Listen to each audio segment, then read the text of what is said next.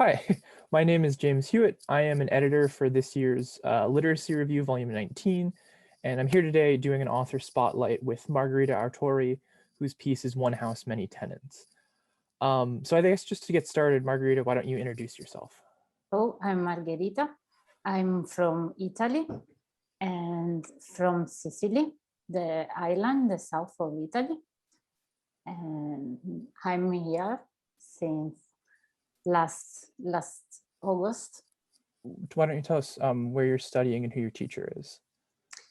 I was studying before the pandemic at the Tompkins Square Library branch. And my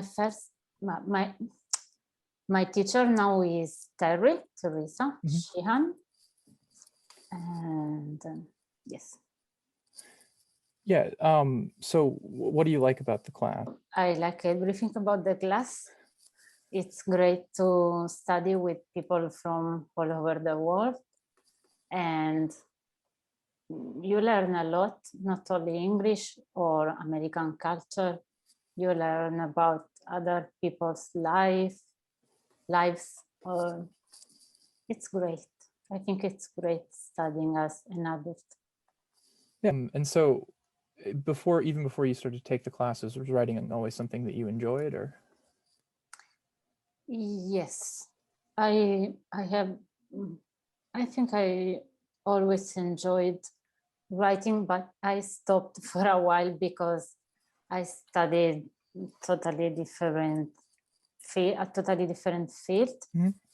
And I studied pharmaceutical chemistry, but I think literature and poetry and also write has been always my Creativity. passion. Yes, sorry. Yeah, it's sort of a balance to the chemistry and other work you do. Yes, Yeah, it could be. Yes. yeah. And so you said your teacher was Terry. How has she been helpful and all in this process? Oh, she at first she tried to give us examples of past works, and then she of course helped me with words, connection between words and verbs, the syntax, because in English I'm not so strong, and maybe trying to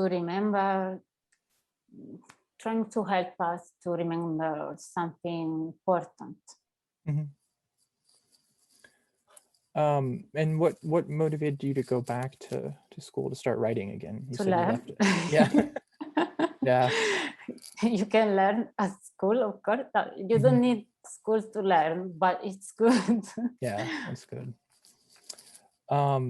And so how has, the shift to online learning been going for you? Has it been difficult? Or? I like it. It's strange, but I think it's a filter, the screen, but it helps us to be more honest in a way, because maybe you feel protected from the screen. And it's a paradox maybe, but I feel more, it's strange because I started the class before the pandemic and we were not so open to each other. It's strange because it's definitely been a strange. It has its advantages and disadvantages. Yes. And so your piece, what inspired you to start writing that particular piece? This piece, I don't know, because when always during my life, when I used to go to my grandmother's house, because my grandfather died when I was still young, and always these paintings were staring at us all the time, and I always had this sensation that they are kind of alive, and the way they want to tell us something. Maybe my grandfather wanted, but they were kind of alive all the moments while you were eating, because they were in all the rooms in the house. That was one of my favorite parts of your piece, actually, was that where you're talking about thinking that the painting was going to come after you. And you mentioned, your sense of creativity. Do you feel kind of a, connection to your grandfather through that, the writing and painting? Yes, that's difficult to describe, but I think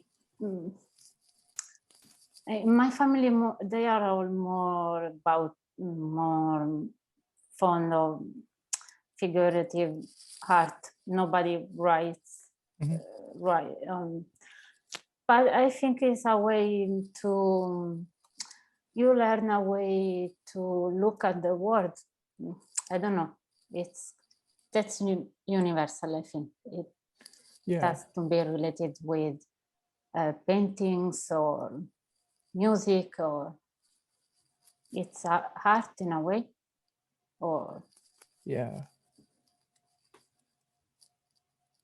that's that's you have a very strong sense of like images in your piece, and you paint sort of, with words, you sort of paint very vivid pictures, and it feels like there is kind of a connection there. Thank you. And so for the final question, do you have any advice for other writers in the future? Since I don't consider myself a real writer, I hope one day, I don't know, maybe one day, but I can say that it's important to be honest and personal, because I think something personal, well made up, could be universal. That's my.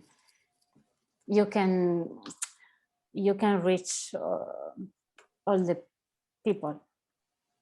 Yeah, that's great. It's a great note to end on. So thank you so much for talking to me today. Thank you very much. I'm grateful to be here.